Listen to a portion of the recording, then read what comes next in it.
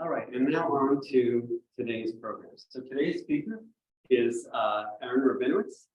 Aaron is a secular moral philosophy educator with 10 years teaching in both formal and informal settings. He's currently a PhD candidate at Rutgers University with a focus on what he does, luckpilling, which he'll tell you all about today. The luckpilling approach aims to promote social justice by undercutting belief in free will, moral responsibility, just desserts, and the belief that we live in a just world.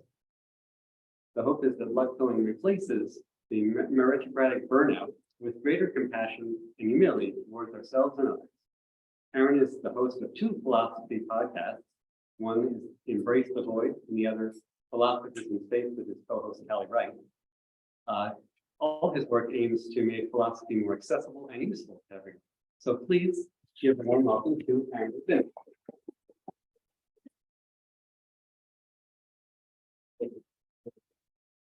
Thank you all for that. Appreciate it very much. Just been letting me I'm up on my favorite Tony and ride around and talk about it a bunch. Have any of you all had the misfortune of hearing me discuss luck in any place before? Okay, just wondering. Yeah, great. So apologies that you're good luck right now today. This is, I hope, going to be a fun conversation. I'm not sure what amount of content warning your organizers gave you. I will warn you, this one gets a little dicey at points, but in a fun way. Which is to say, by the end of this talk, this will make sense, but I get the same question enough during these talks that I have started to subtitle them. Let's see here.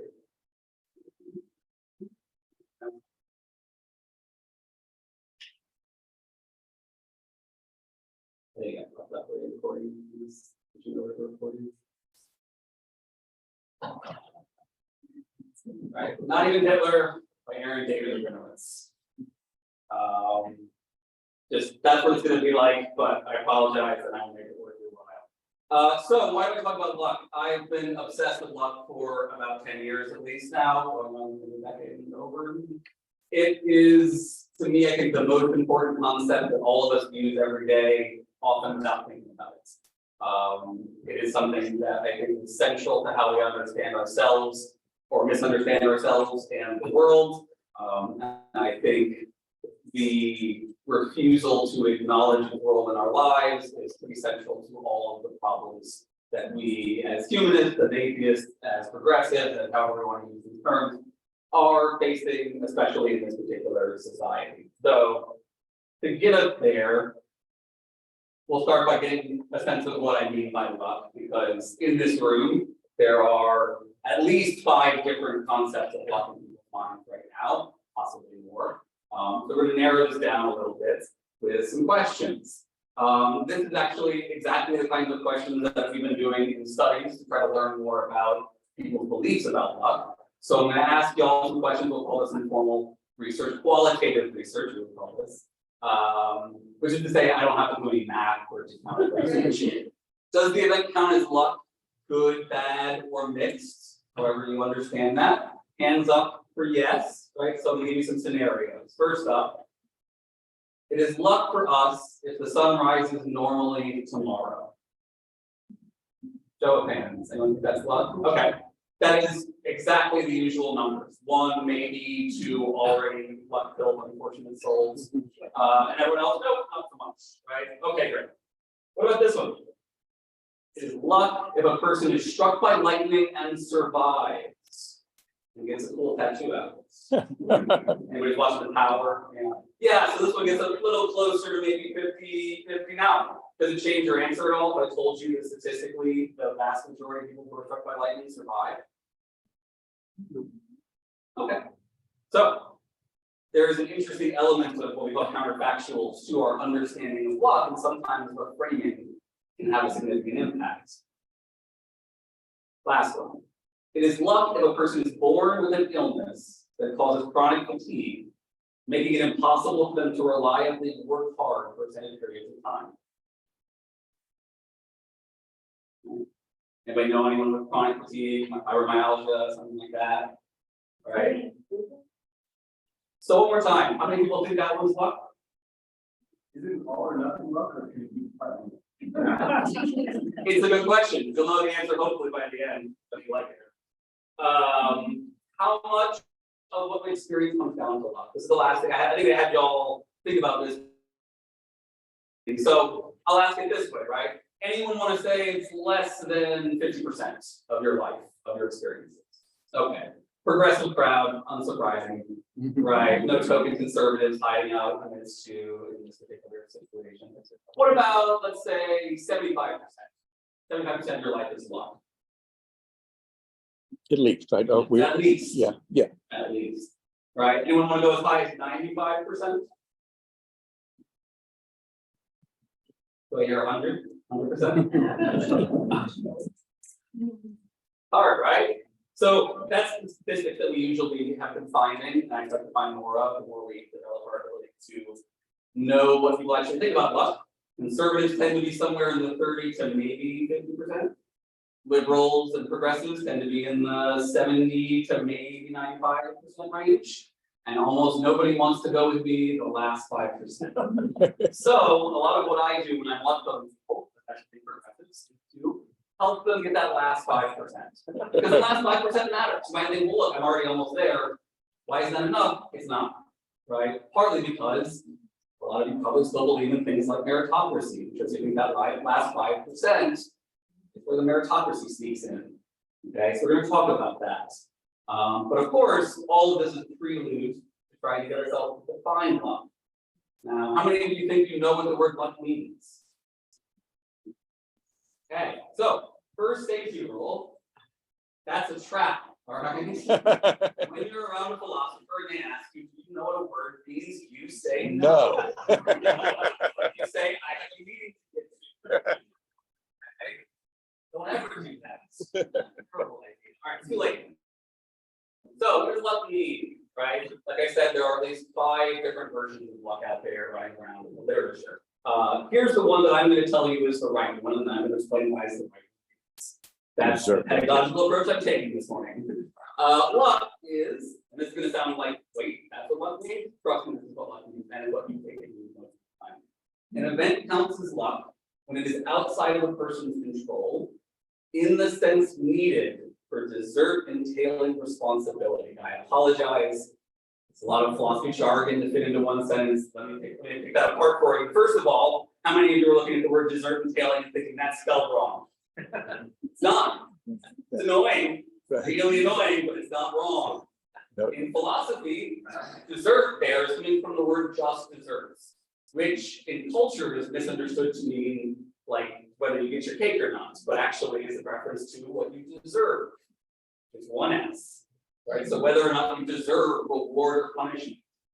So getting that out of the way so nobody needs to ask in the Q&A why I spelled it that way. I spent many years, I'm bad at spelling horrible. I thought for so long what they meant was like a food desert.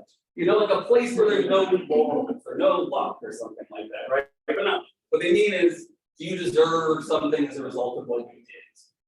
Okay, and most of you think that people deserve things as a result of what they do.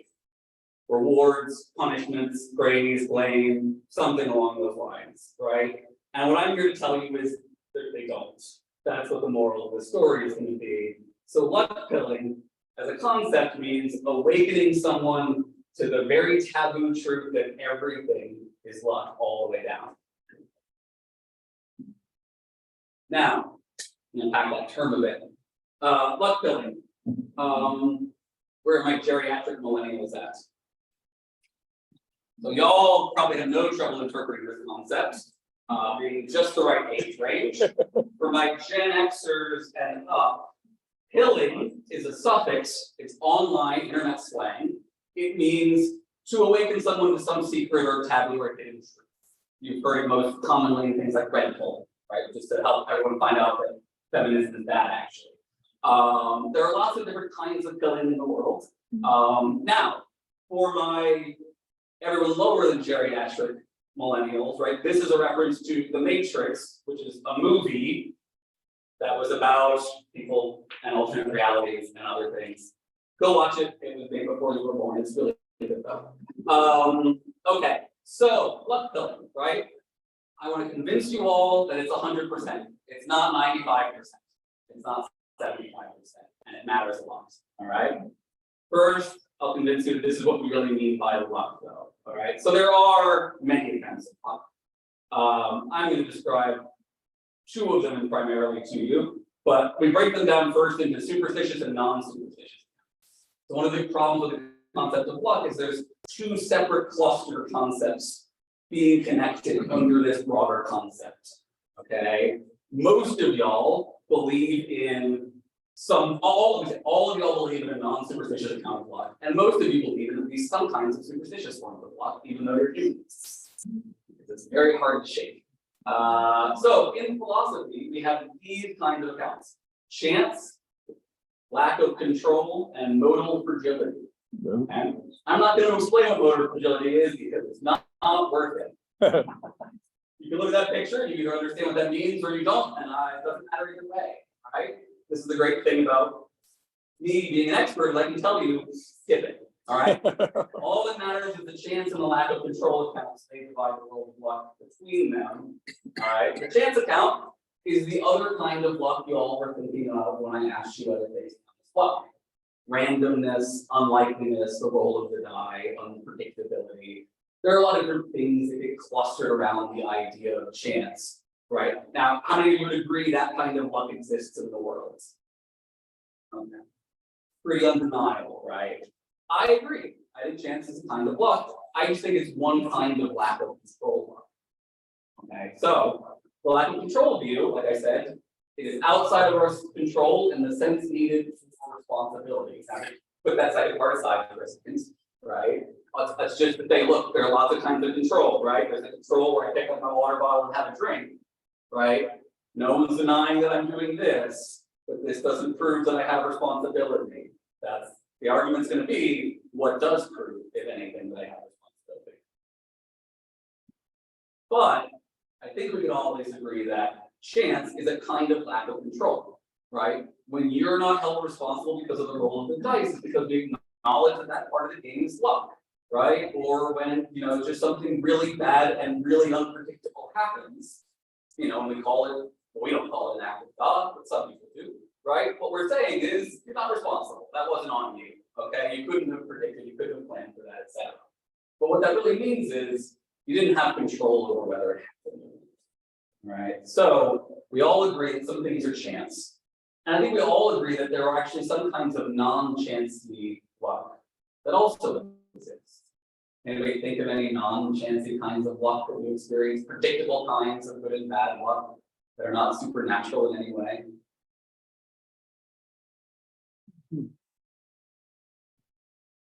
Big in the culture wars these days. Like deterministic events that are still unforeseeable. Yeah. Or predictable events that are still luck. Like if you're born rich and you die rich. Very predictable, statistically speaking. Most people die in the same tax bracket they're born into. Right? There is not a lot of social mobility in our society because meritocracy doesn't actually produce social mobility. Reinforces inequality. But other examples would be privilege. How many of you believe in the concept of privilege? And this one is a bit of a generational sticking point. Some people don't love that term. I understand. It sounds like I'm telling you that you're bad in some way, right? But what I really think people are very privileged, what they mean is you have certain kinds of predictable luck. I have the predictable luck of being a person who is less likely to encounter law enforcement in an aggressive way. That's just a fact, right? I also have the kind of luck that means that if people online see my name, some percentage of them will put little parentheses around it to make sure that everyone knows I'm a Jew. So these are all just kind of things that happen to us because of things beyond our control. All right, now I'll just mention superstitious luck. It is actually understandable within the control account of luck because all forms of superstitious luck, which are either internal or external, so your lady luck, your fate, your destiny, this person has a lucky touch, whatever it is, it just means I have control over something that is just chance otherwise. So in some way, I can cheat fate. I can cheat the odds or something like that. They're wrong empirically because it doesn't exist, but it's coherent under this understanding of luck. So I really do think the control account can make sense for every example of when we would say that something is luck. So this is how I defend this view, which is actually not the majority view. Of people are interested more in the moral fragility view, and not to talk about coheres with common usage, right? Once I've explained all of this to you, I think it's actually fairly understandable for most people who are non-philosophers to get what I'm talking about, and I think actually prefer this to other language. I found folks who maybe didn't want to raise their hands as the closet conservatism here, but who don't love the term privilege and marginalization, have actually, in my experience, been much happier to talk about good and bad luck. Because we all recognize that people's lives are a mix of good and bad luck. And it's not a judgment against the person to say they have good and bad luck, as long as we don't hold them responsible for that luck, which we shouldn't. There's also no significant counterexample to this view. I say this as someone who read way too much literature about this. The main examples that come up are, again, the first one I asked you about sunrise, and another one I'll talk about in a second, saving a child. Now, let me ask you all, having started on this journey with me, would anyone else to change their answers about whether sunrise counts as luck? Sunrise is luck. I'm going to count it as luck. I think it is. Right? You don't think of it that way. It's not very salient to you as luck. It's not obvious because chancy events are much more obvious, right? If the sun exploded, we'd all agree that was very bad luck, right? Right? If you wake up one morning and the sun hasn't risen and never rises again, that's bad luck. So it seems like it's also true that every day the sun doesn't do those things, every day you still mercifully get a sunrise, is also good luck. Right? That you live on a planet in the Goldilocks zone of the sun that hasn't exploded recently. All luck, right? If anybody's read the three-body problem about a society that has to survive an irregular sunrise, or Game of Thrones, whatever, right? Like you really would like to have a consistent regular sunrise. So it is quite lucky, I think. I would say it's equally as lucky to have been not born, for example, in 1930 Germany. Now, the saving the child example, this is another that comes up, and in relation to this idea we'll talk about the luck infection thesis, which is luck spreads to everything. So in answer to your question, can it be partially luck? The answer is no. That would be already abundantly clear. The hypothetical goes like this: you get off work from get off from work early, right? I haven't had my morning happy drugs like everyone else in here. I apologize. You get up early. You get up early from work. So you go to pick up your child from school, you get there 5 minutes early, and so you happen to be there just in time, start running to the street and save and you're gonna get back home. How many of you think that's luck?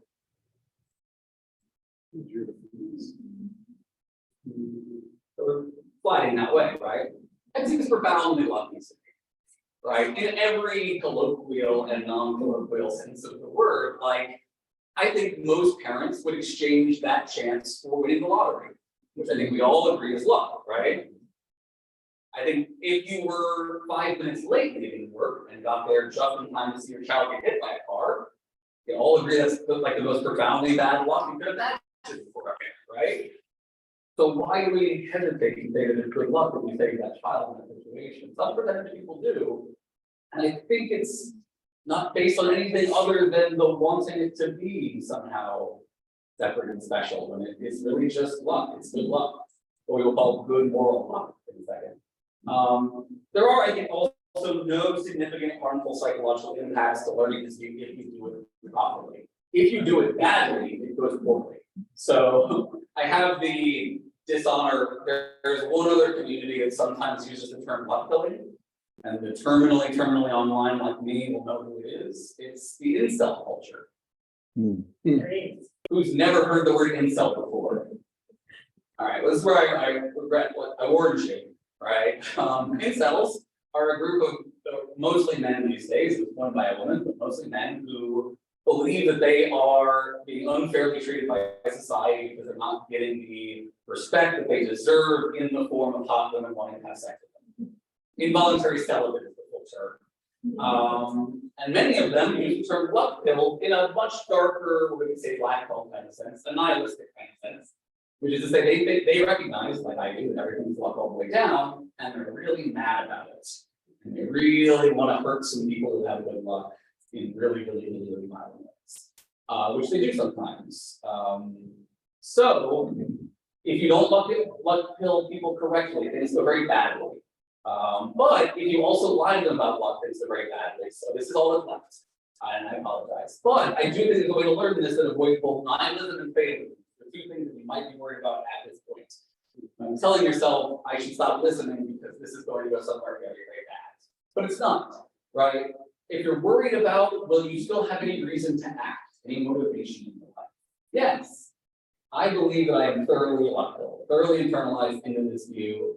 You can argue about whether I can prove it to you or not, but I don't feel any less motivated. I don't think you would either, because the reason you do the things is not because you have free will.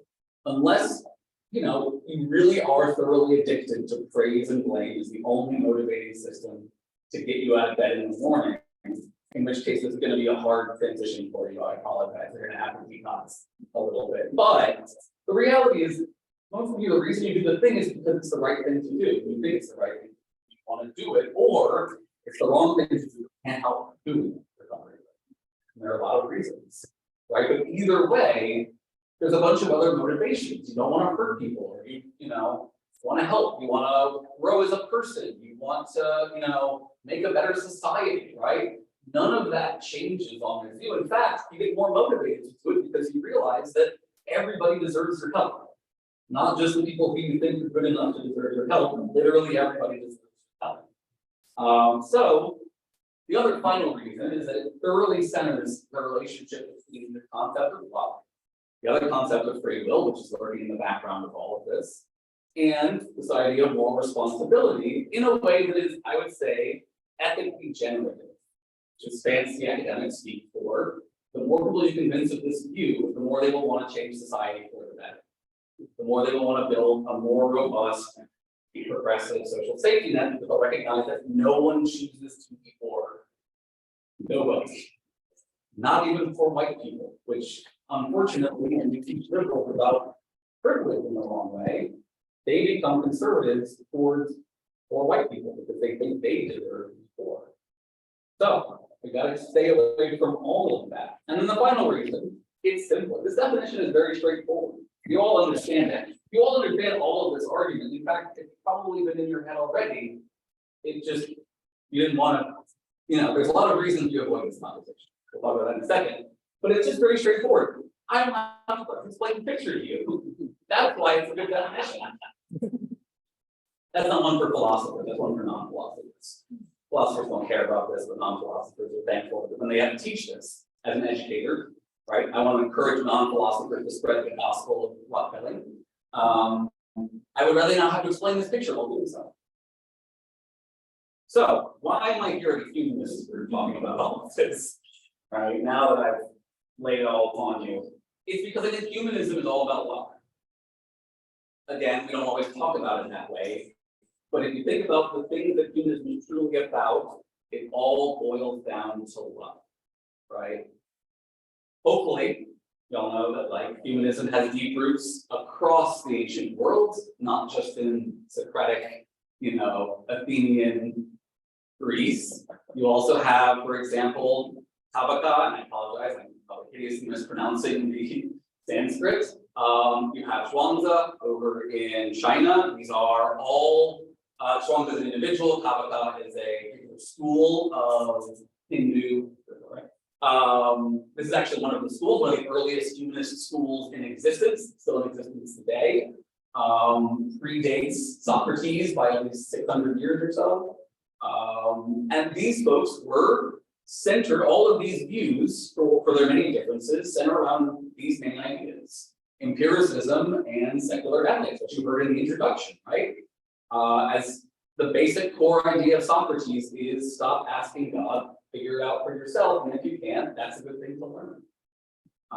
So that applies both for the empirical world and for ethics, which I don't think is a fundamentally empirical question, unfortunately.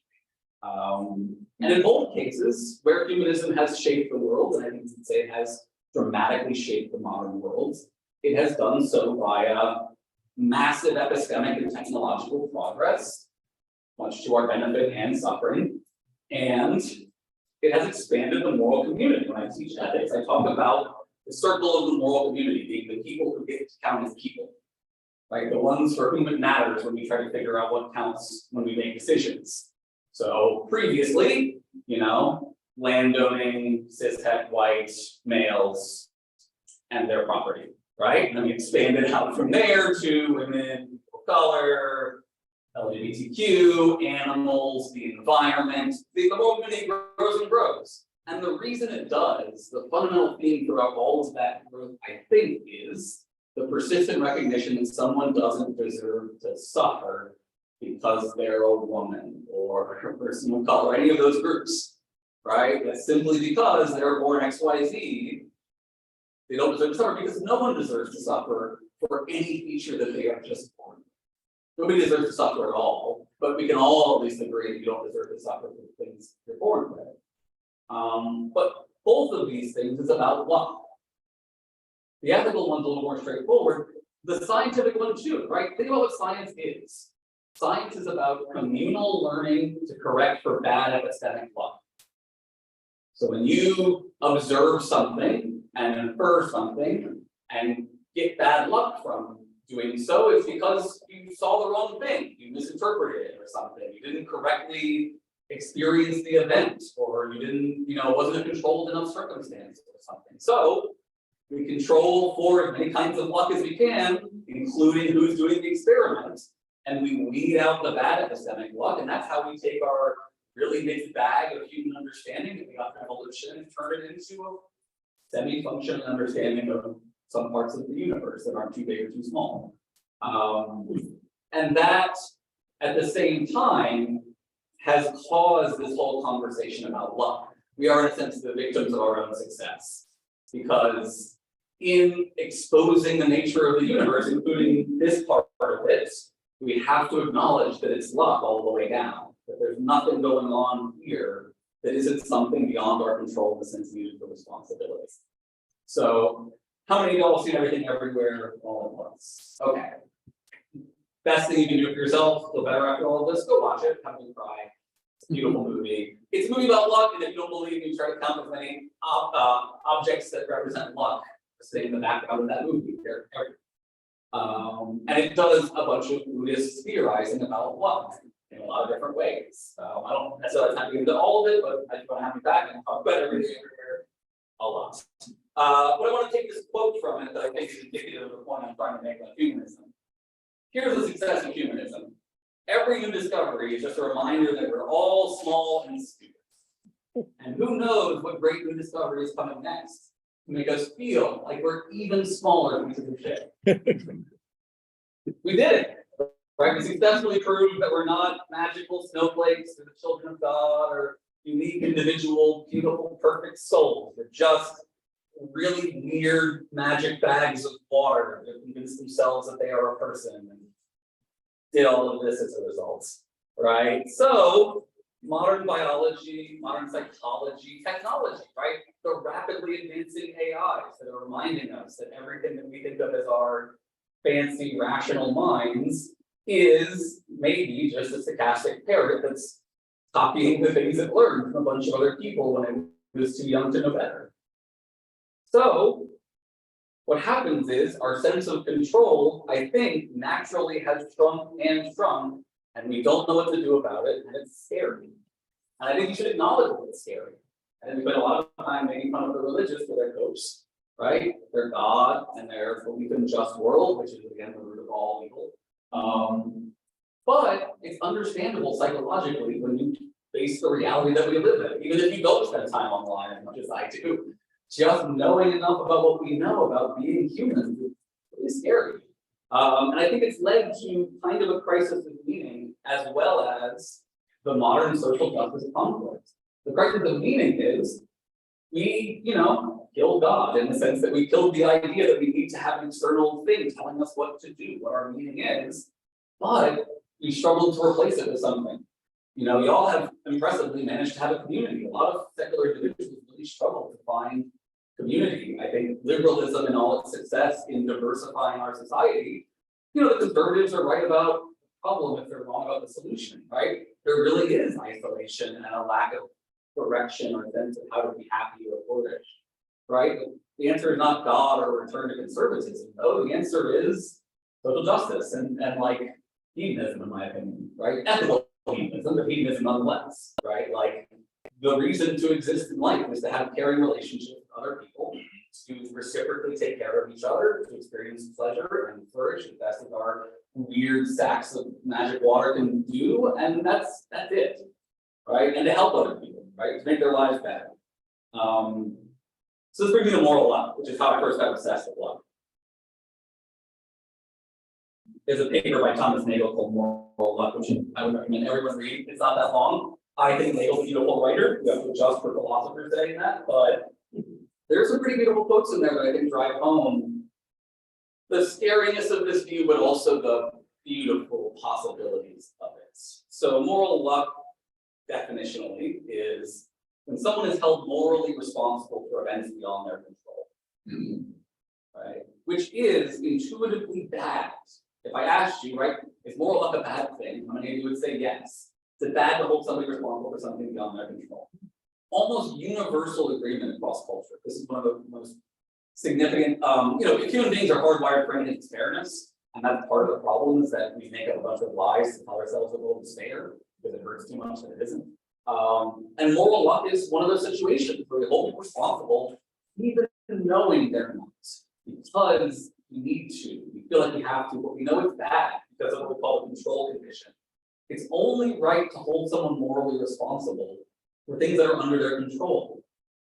It's just a very straightforward, intuitive truth. We see it play out over and over and over again, right? That's why all of the debate comes down to what kind of control and where can be enough to hold someone morally responsible. Okay? Take, for example, easy one to understand in America, a child puts a gun and shoots another child, right? It's a tragedy, but it's not responsible, right? Look at this. This is a real thing. It's actually, someone said this to me because of my show Grace of the Void. I get sent all of the darkest things. A 6-year-old child shot his teacher at a school in Virginia. Now authorities face the uncomfortable question: how should they prosecute a child committing a child to their first grader? Right? Right? The answer is they fucking shouldn't. Right? Everything about that sentence is wrong. There's so much badness in that one sentence. It's horrifying. And it's not just horrifying because the kid shot somebody. It's horrifying that you think that that's the answer. That's even the question. Right? But there's also fundamentally no difference between that 6-year-old and you. That's the other part. Is that the difference between you and them is a bunch of other events that played out between now and then, some of which you told yourself you were responsible for in this kind of way. So there are 3 major kinds of moral luck. The 3 C's. There's 4, the other one philosophically doesn't matter. Consequential, circumstantial, and constitutive luck. And we all acknowledge each of these to some extent, we just don't acknowledge that they encompass the entire world. Consequential is easy. It's the consequences of just, the road to non-existent hell is paved with good intentions, that you can do all the best things, try as hard as you possibly can to be a good person, and still cause a lot of suffering in the world. Right? Dynamite was invented to try to help people. So for consequences, we all acknowledge that sometimes there's bad luck with consequences. We don't hold it responsible generally, right? If I accidentally poisoned someone because I cooked them a delicious dinner with something I didn't know what they were allergic to, no one blames me for that, right? Similarly, we acknowledge to some extent that circumstances are beyond people's control, right? So I mentioned 1930s Germany, I mentioned Sunrise. We all can think of a bunch of different good and bad examples, right? You happen to live in a society that has functioning rule of law. You happen to live in a society where, let's be honest, has a lot of wealth that it clawed away from other countries and then trapped behind national borders, so that we could live a more prosperous life at the expense of the people in the countries that we extracted the wealth from. That's the legacy of colonialism that we all live with, right? And that makes our lives easier, but also morally deeply compromised. But we didn't have the choice. We didn't choose to be born here, right? Maybe you did, but I don't think you did. If you did, right, you're probably in the wrong meeting. Constitutive luck, though, is where things get really tricky, right? Because everybody wants to avoid the problem of luck by sliding towards the self, towards intention. So what they'll say is, look, I acknowledge consequences, I acknowledge circumstances, but there's this little space inside of me That's me, right? That's separate from luck. I'm in control of that. That's the person in control of doing the thing. And they are the responsible one, right? Kant would say that's the pure will to which we can ascribe moral responsibility and beauty, and it's the best thing in the world when it's rational and able to will itself to do the right thing in this way. And what Nagel and I will say is it's all luck. It's just luck pushing another luck all the way down. Take any feature about you, right? We can all agree your hair color is luck. We can all agree your eye color and your height and all these things are some weird mix of genetics and environment that we still don't really fully understand. But we also can acknowledge that your mental capacities are luck.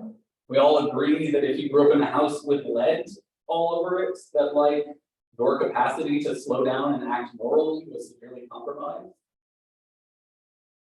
Or if you have a tumor in your brain, this is your story, right? A guy, high school teacher, starts developing desires towards very young individuals, downloads child porn, gets arrested, gets a CT scan, find a giant tumor on his amygdala.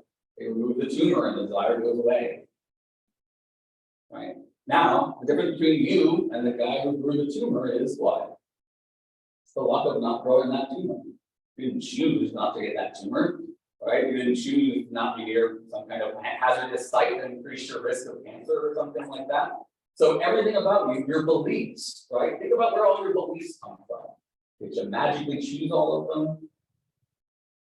Did you? No.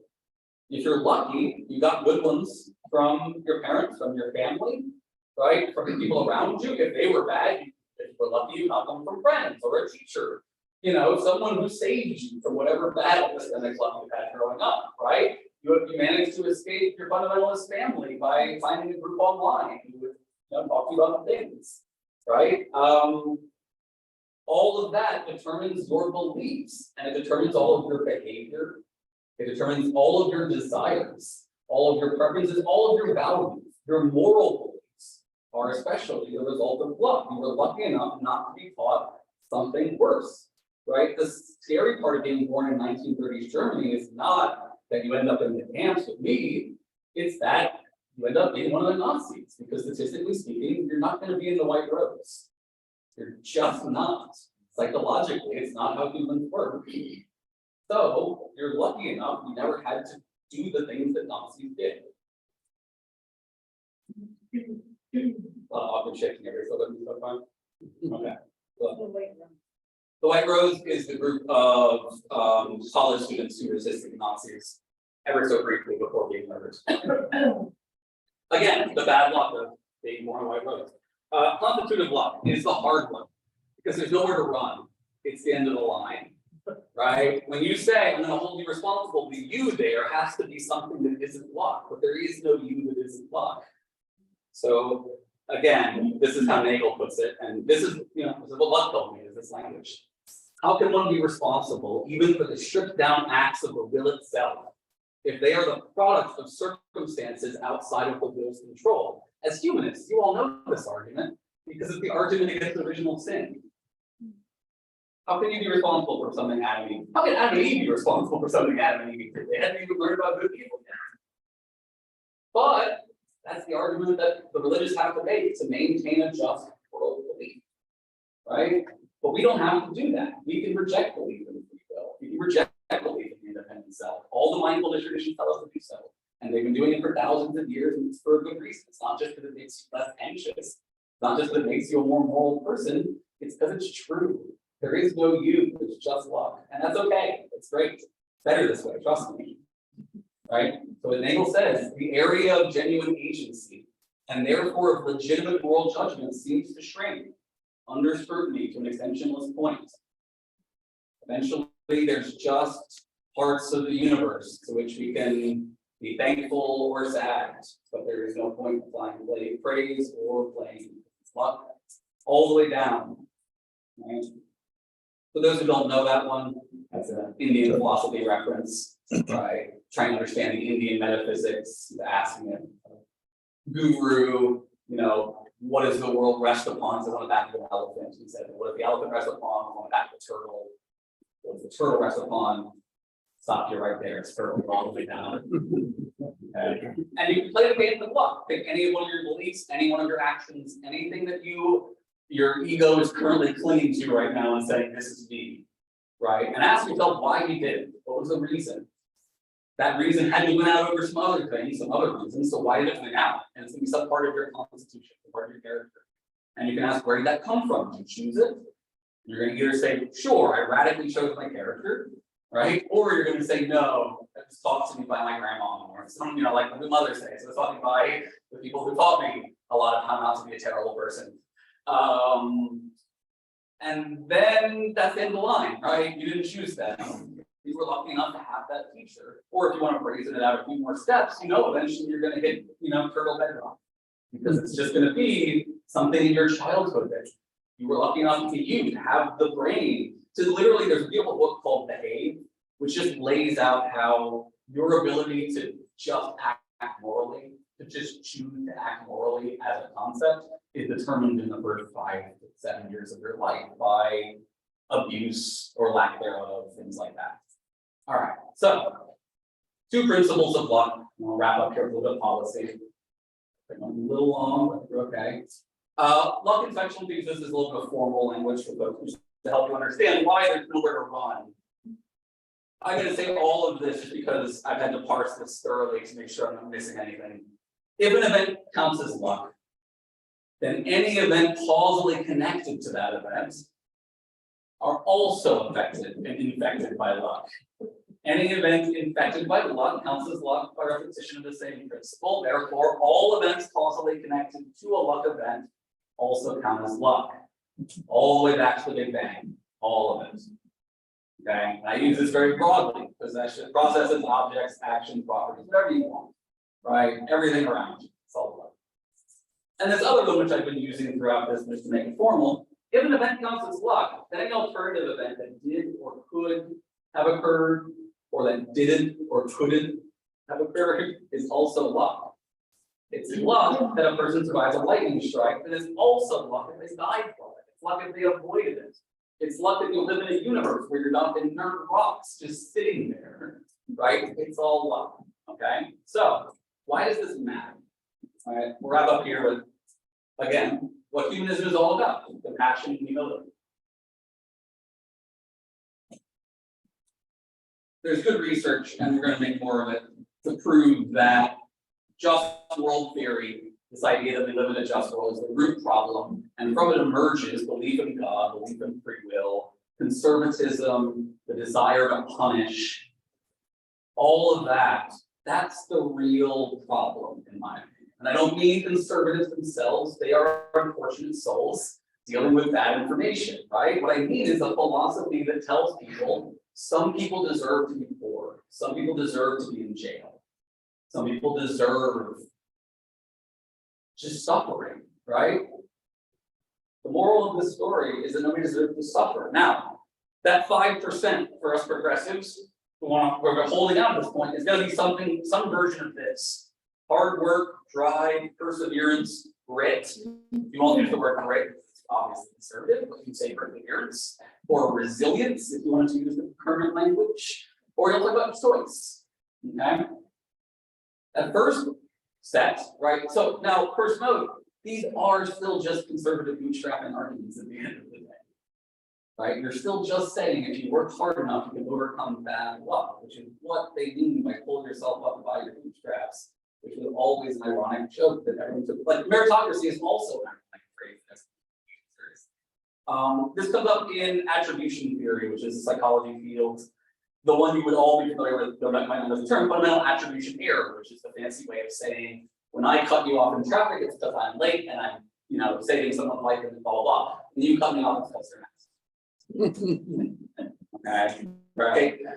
This takes that away. But we recognize that whenever somebody screws up, it's because of their bad luck in that particular situation. Stop parsing who really has the bad luck enough to not be responsible or not. Right? Same thing goes with choice. Read the book Behave, and then try to tell me that your ability to choose is something that you have control over. Not did you choose the right thing or not, the fact that you can choose, that you can slow your brain down long enough to resist your impulse, to resist your desire, to think about your options and then make a decision is not something that everybody has, and whether you have it or not, wasn't something you chose. So, again, regarding hard work, that question I asked you at the beginning, if I asked you, whether you can work hard or not, is that a kind of luck? All of you say no. But if I asked you, if you're born with a chronic illness that prevents you from working hard, is that bad luck? More of you say yes, because you recognize that being born with something is pretty hard to deny. That's a kind of bad or good luck. It's some kind of luck, it seems like, right? But if that's true, and it's also true that the fact that you can work hard is because you're lucky enough not to be born with that illness, then your ability to work hard itself is a kind of luck.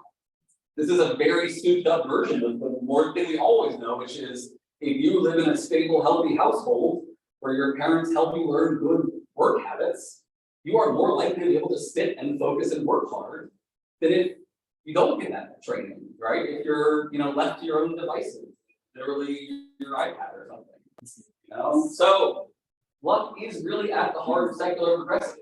It drives the compassion and the humility that we care, I think, about, and in turn drives the social justice work that we want to do. The more you believe in this stuff, the more you want to expand the social safety net, and the more you recognize that the alternative is untenable, right? So the alternative is the noble lie approach, which is to say, keep telling people, and I have a book that literally agrees with my views about free will and luck, but says they should lie to people about this. Because bad things will happen, right? People will turn evil, people will be antisocial or something, but the answer is really the opposite. I also have a great paper by a legal theorist that explains how compatibilism makes for really bad law, because you end up having individuals on the edge of control who we just assign control to, so that, we can try to appear consistent. Unfortunately, they don't have agrees with that. It's not good.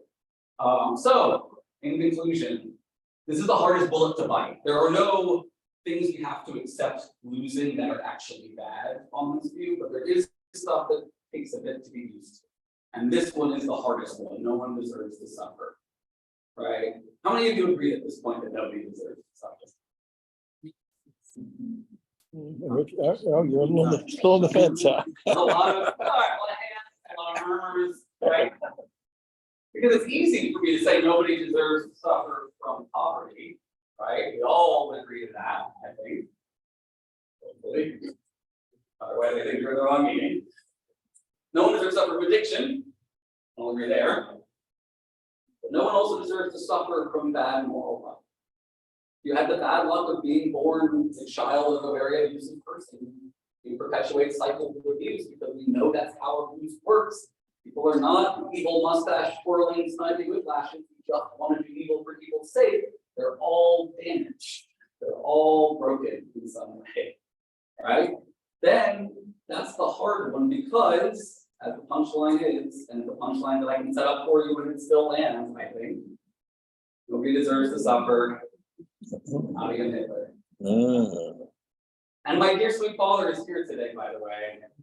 He's never had to suffer to this talk in person.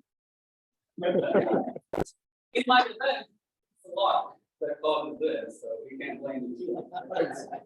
Right? But genuinely believe this is not trolling. This is what we do in the Discordians of Paul Mindfuck. Right? It's an attempt to try to kick you loose really hard from your understanding by confronting you with a harsh reality. I'll put this a couple of different ways for you. I have a friend, Brittany, who I love talking about. She's great. She does a podcast that you should check out. I doubt it's a podcast with her and Jesse Belmore. And she's a psychologist now, but she was raised by liberal Nazis. Her family was Aryan Nation adjacent, hang out, dad, psycho Nazis. Like, real Nazi, not like internet, 4chan Nazi, right? I'm talking, make your kids have Fight Club Nazis. And she escaped. And she doesn't talk about her bootstraps and how she had the grit to get out.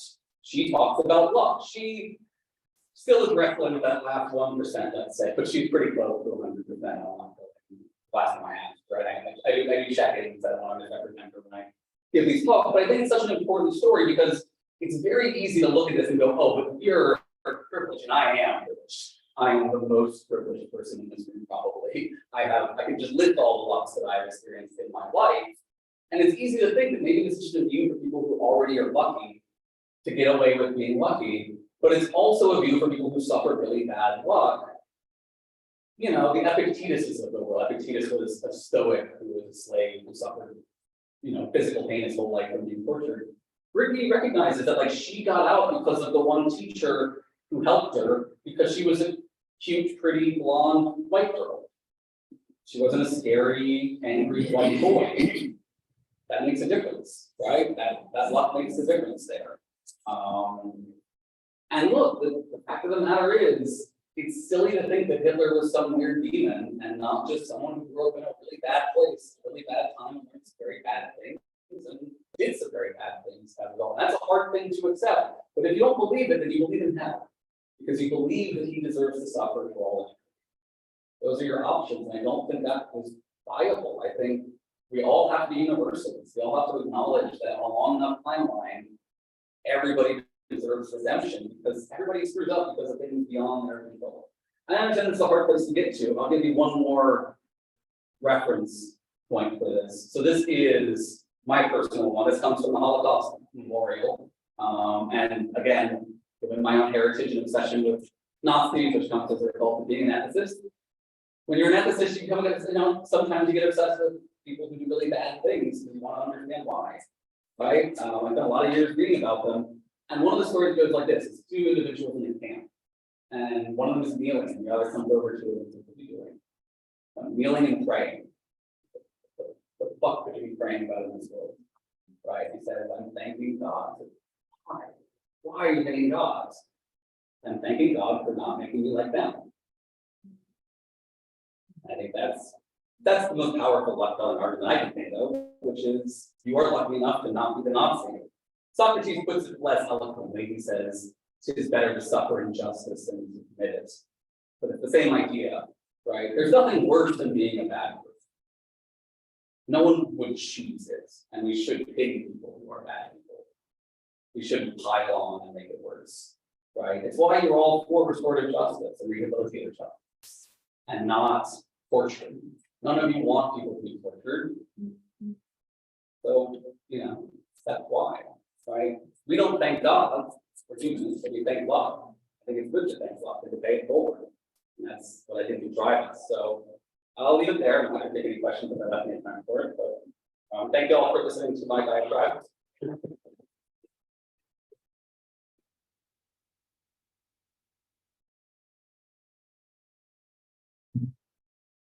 Okay, so just a quick pause. If you have someone you needed to be, especially this is Mother's Day, and want to leave at this point, feel free to do so. But then we're going to do the Q&A and try not to have it too disruptive during Q&A.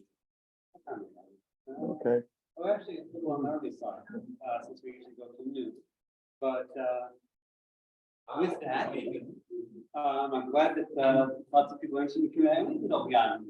There's no, maybe I'll take another little pause at noon, but we can do Q&A. I can go on as the well, people. so All right.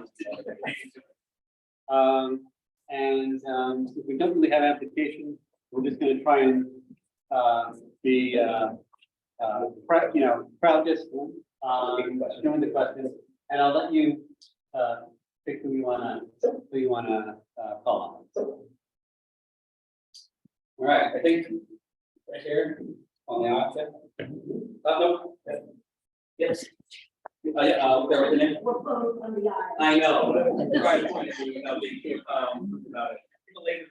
What are the chances? Thank you for your presentation. I appreciate your work, your thought, and gave me a lot to think about. I have one big caveat, and I would like to have you do an equal presentation as my choice. Because, first of all, I don't believe in luck at all. I believe that every good event has an equal bad interest. And I think that has to do with children and whatever. with somebody, their son breaks their leg. It's a good comment, Many of my us favorite. know that, right? Yeah. So I believe everything good can turn into bad. I believe in variables and how they stack up in your life. And which ones you're aware of and which ones you are not aware of and their impact on you. So so that's just how I feel. So if you think everything is luck Mhm. and I fall down and you don't believe in choice, are you saying I should get up and see what happens next? That wouldn't fall at all. Let me ask you a question. You wouldn't fall down. Well, let me ask you a question to understand your view a little better. So I mentioned just world belief a lot, the idea that like we live in a just universe or whatever. I don't believe. Okay, so what you were describing there sounded to be like a just universe. No. Okay, so you're not saying it's actually just, you're saying you just don't know whether things are good or bad or what.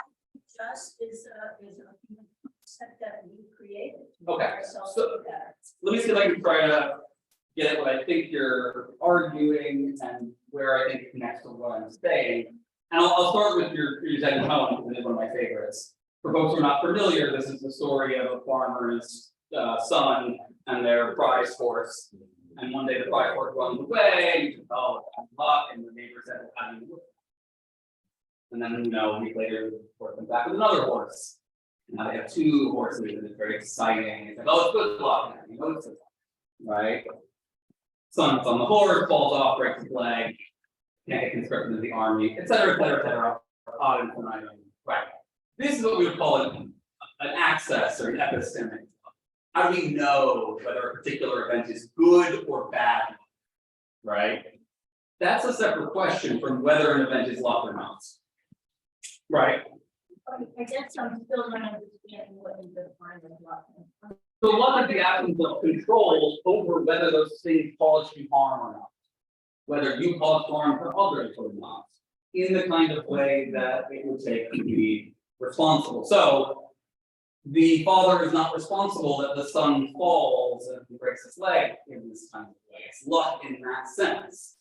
Right? No one chose for that to happen, it just happened. Right? Now, choice. What if the guy has weak legs? What if you trip? What if something? Right, and the answer would be he didn't choose any of those. Those are all things beyond his control, right? And that's what can be true of anything you can point to in the universe. Except if you believe in a soul, some sort of magic soul here that made a choice that was free from free will and free from causality, free from luck, free from any of the pressures of the universe, and radically made that choice. It seems like he chose to go to prime levels. Right. But why did he climb on the horse? Because you gotta break a new horse, and if you're a farmer, you're not just gonna not break a new horse because you gotta survive. How many of you chose the characteristics that you need for survival? Food, water, shelter, space, anybody? No? None of you chose that photosynthesize? Well, where you're living, maybe on a planet where survival doesn't require. Right. How many of you chose which planet you were born? So part of the reason I don't talk about choice philosophically, I think it's actually a dead end, because it doesn't make any sense when we say I could have chosen to do otherwise. Then I have to go back to that possible worlds graph and explain what you really mean is there's some possible world somewhere where you did choose otherwise, but you don't live in that world, so why does it matter? Right? You didn't choose to do the thing, you were caused to do the thing. And you didn't choose any more than my computer chooses, you just have the illusion of choice. Yes. It feels much more like a choice to you. And what I'm saying is, go meditate some more, it'll go away. Another Zen code for you. Thank you. I guess in the end, I like to believe I have some choice because it keeps me moving in the direction of my humanity. Yeah, I understand there are lots of reasons that people like to believe these things. I just want to be honest with ourselves and say, look, when someone says, I like to believe in God because it feels good to believe that bad people are punished in hell, you should say to them, yes, it does feel good in a creepy way, but it's not true, and there are better ways to make yourself feel better about the world, like by changing the world. right? So if you don't ameliorate your pain at the suffering, at the reality of the world, you are more pushed to change the world. And we know this because a lot of religious people check out of social justice because they think this is just a short, way stop on the way to eternal bliss. Yeah. Yeah, interesting talk tonight. I'll have to think about, but I'm surprised that you talk about what in black and white terms, yes or no. I should have thought probability would enter into this discussion at a very basic level. Furthermore, apply it to our own brains. Do we make decisions based on deterministic things? Do we make decisions based on probabilities? I think probability is essential to any discussion of this type. Yeah, so you talk about the probability for the brains. Probability is in the stuff. So I gave you the standard amount of what? That's the probabilistic amount of what? But it's more than that. Because probabilities are more than black and white. It could be 90%, 10%. Sure. 10% probability of And here's right. And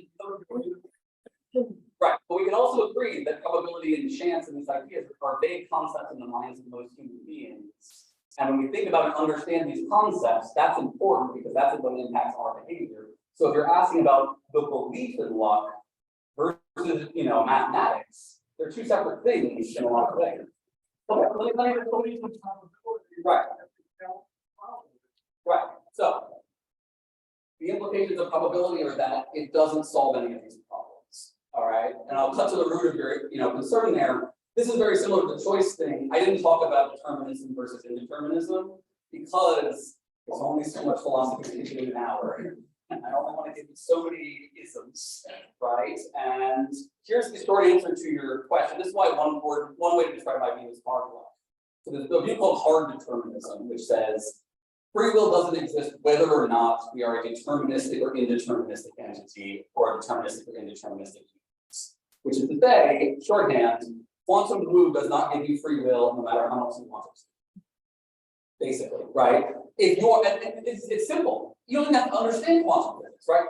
Look, the free will that you want is the free will where you, a deliberate, rational entity, makes a choice based on the thing that you think is right.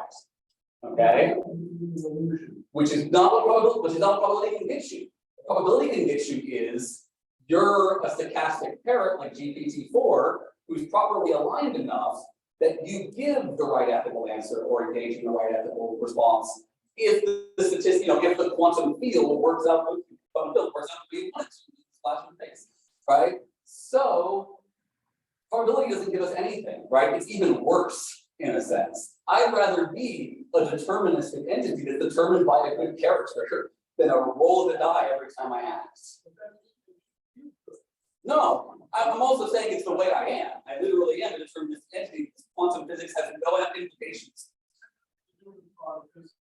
But even probabilistics isn't helpful to us because probabilities at the behavioral level only apply to people over time or populations, not individual events, right?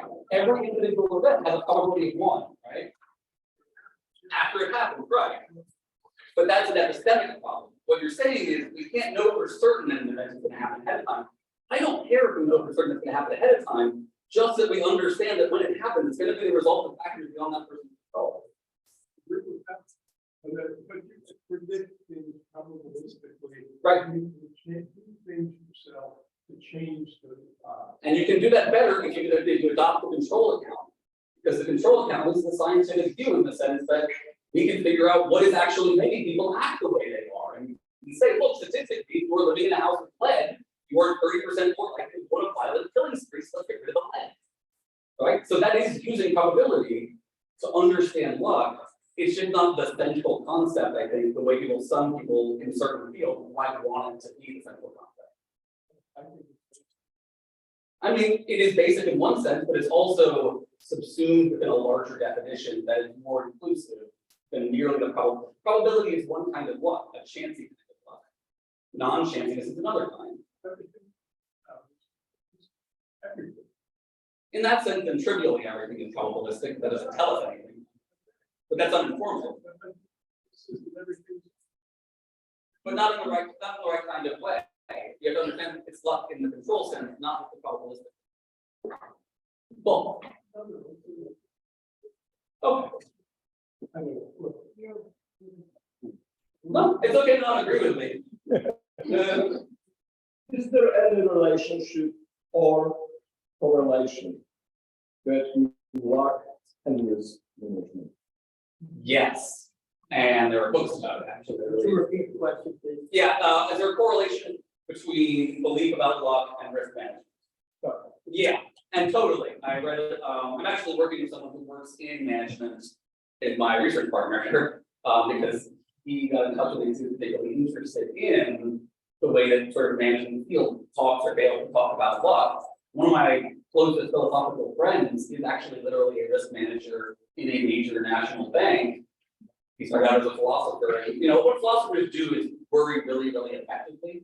So it makes you a pretty good risk manager. You know, or organizing people. Anyway, so how it impacts it is a lot of things, right? So think about all of the people who have the worst views about luck, like, you know, billionaires who think they deserve their billions of dollars, right? Do they understand the reality of how they got that money? No.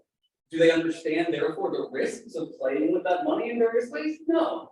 The lives and the suffering they will cause with that? No. So if you don't take seriously the role of luck in your life, you tend to have more survivor bias if you're successful. And if you're unsuccessful, you tend to be more risk averse and performance averse. You tend to get kind of learned helplessness.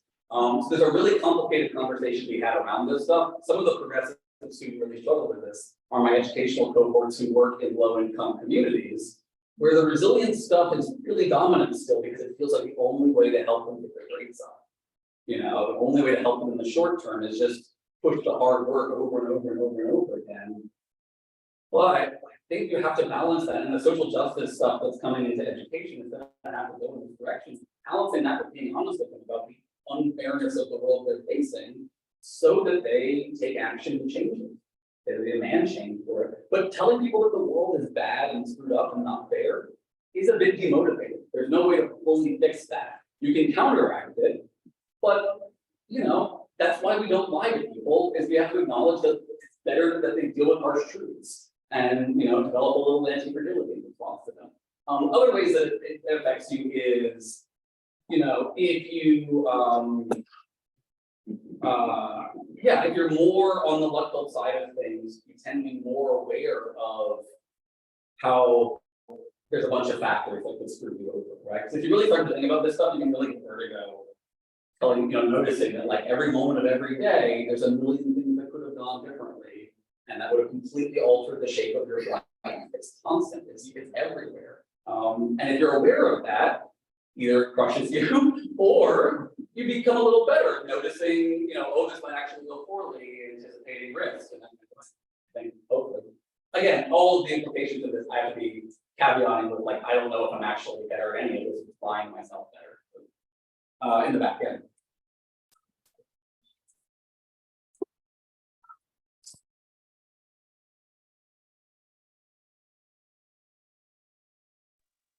Yeah, I didn't get into the criminal justice side of this. Obviously, criminal justice is something you could phone Jack along with your giving all the wealth. And the answer is depends on what you mean by consequences. Right. So what goes out the window for sure is retributive or punitive justice. The idea that you can punish someone because they deserve punished. Right. Well, hopefully it's clear. You might my view we're done with that idea. But there's several other good ideas for criminal justice, right? I mentioned restorative justice, rehabilitative, and if those don't work, deterrence is still, assuming psychologically it works, is still a viable, justified model on this view. And what my friend Greg Caruso, who's another Luckpilling guy, calls the quarantine model of prison, which is, you know, it's a medical model. If somebody gets quarantined because they have Ebola, like, it's not punishing them, right? They didn't do something, like maybe they did something bad and they got in an inappropriate way or something, but like, you're not quarantining to punish, you're quarantining to protect, right? Both them and others, right? Because you don't want to kill them because that penalty is immoral, and you don't want them to live in a horrible prison cell for the rest of their lives. That's immoral. So you send them to a form of state where they can have the Swedish model the best you can. That is to say, there can be consequences. We as a society don't have to let everybody run wild, but the consequences have to change. You can't make any more jokes about how it's okay for pedophiles to get crazy in prison, for example, right? If you want to practice Luckpilling stuff, if you want to really work on that last 1%, pedophiles are nobody chooses that. Like, that's the worst thing anyone could be. And if you think, well, they choose to act on it, again, be more honest with yourself about human psychology. Like, I don't think they're choosing. And I think if we as a society want there to be less child abuse, telling people if you come out or if you acknowledge that you have these feelings, you will be murdered in prison is not going to lead to a lot of restorative rehabilitative justice. But if you medicalize it like addiction, and people are able to talk to their therapist about it and get help ahead of time, then you get more non-acting pedophiles, which is the best you're going to get in this world. Yeah. I spent too much time listening to Sam Harris, who I'm sure you know, Any amount of time. Sorry. who says there is no free will, absolutely no free will. The close the thinking for it. I listened to him 2-hour discussion over dinner with Daniel Dennett, and Daniel Dennett came out with, he's a compatibilist, and many people come up with that. First off, is compatibilism wrong, which I think you probably say it is, and if so, what's the clear, concise rebuttal to it? Yeah. That's an unfair second part of that question. The first part is easy. Yes, it's wrong, and then it's still bad. I'm gonna. Right. Again, only so many isms that I want to start with now, but here we are. Compatibilism is a view about free will. So briefly put, when you say someone has free will, again, it's just like saying it's not luck. It literally just means there's psychological evidence of this, that they act in a way such that they deserve to be punished. We actually have evidence, contrary to what we originally thought, which is belief in free will drives retributive desire. It's the other way around.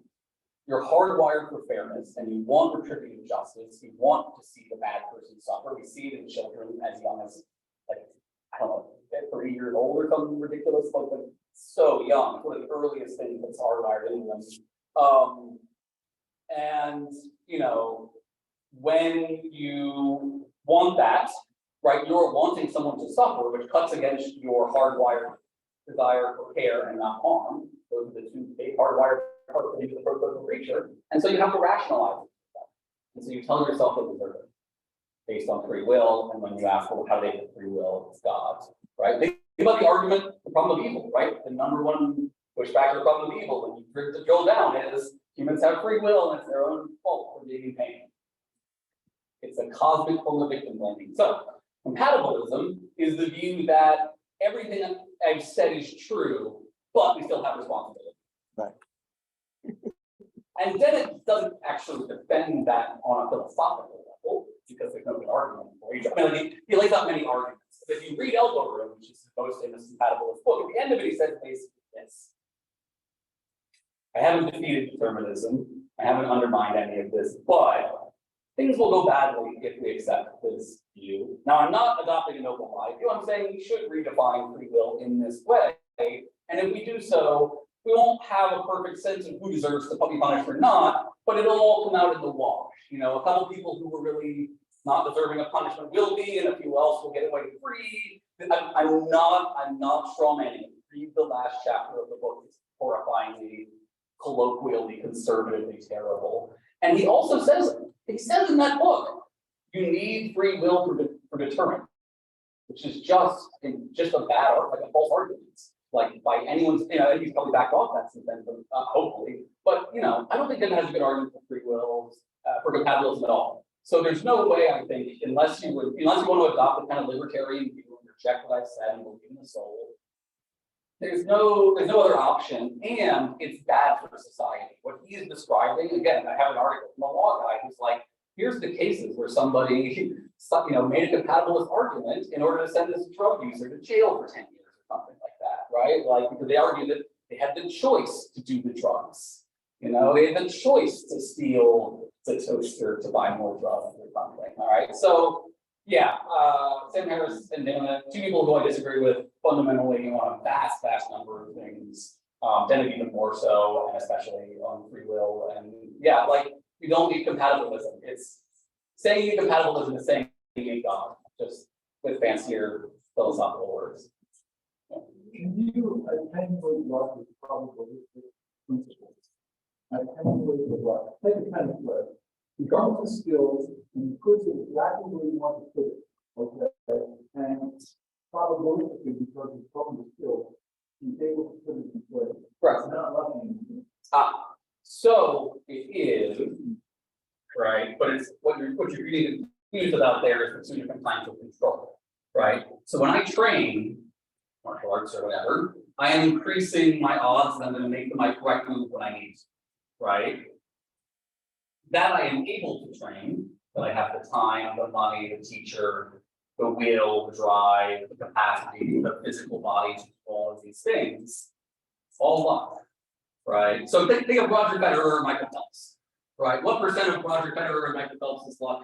Synthetic luck relative to the like 5th slot person and 10th slot person in their relative sports, more or less. Who thinks more?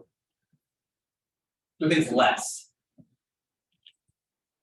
This is actually a common confusion. People think that if you're the best of the best, it's not luck, but it's more luck. Because to be the best of the best, everything has to go right for you.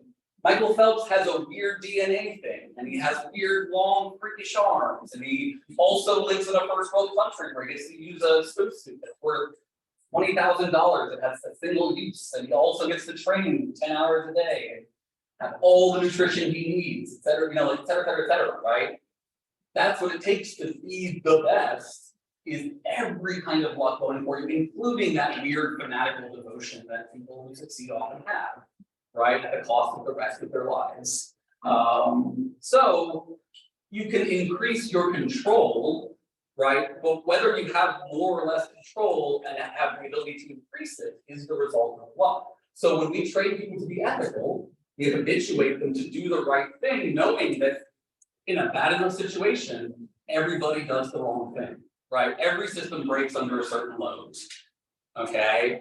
But we can make it the case that in a better situation, or in a slightly worse situation, you still do the right thing. Or in a situation where no one's looking, you might still do the right thing. That's virtue ethics, right? So you can increase your probability, but if you're lucky enough to learn to do that, it's still luck. Yeah. I'm back to your same place. You convinced me and now I'm back again. You should have stopped listening back then. And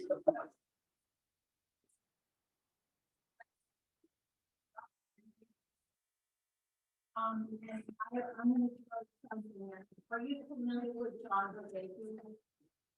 Yeah, John Rabinowitz is the sense maker. The what? The sense maker, the YouTube sense maker. Probably. He's the cognitive psychologist, yes.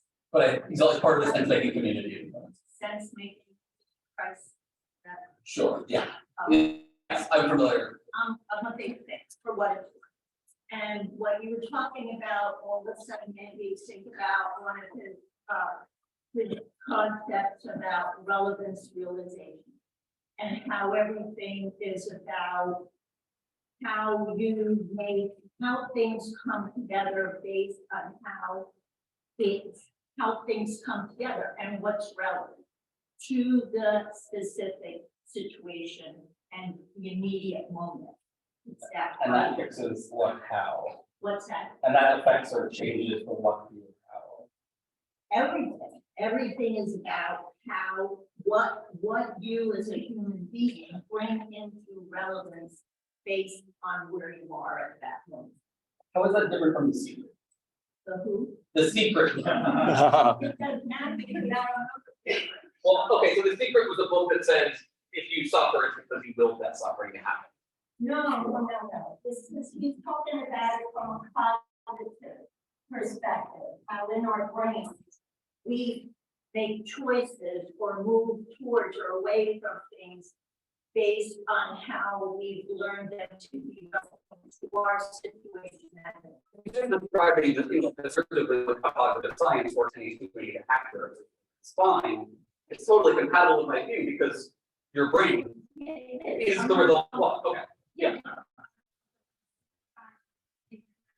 Integrate I think. to my perspective and how, because to me, it seems like choice and luck are not good words. Like, I wonder how historically, linguistically, they have changed through the times. Because Yeah. those words are very. I think words. luck is important because of the psychological use of it in attribution theory. But Particularly. actually, luck had very different meaning back then. Luck has many different meanings, And now, for sure. God is one thing, and that, you know, general mutilation is lucky because, you know, their daughters never get to have sex. That's Yeah, luck. if you were born into a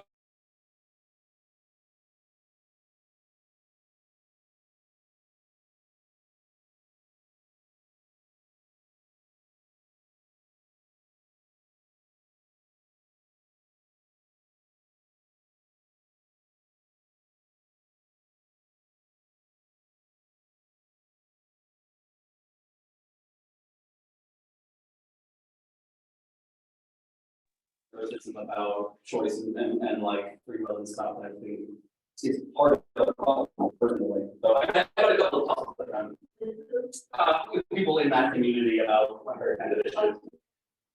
The sense makers is the name that they give science themselves.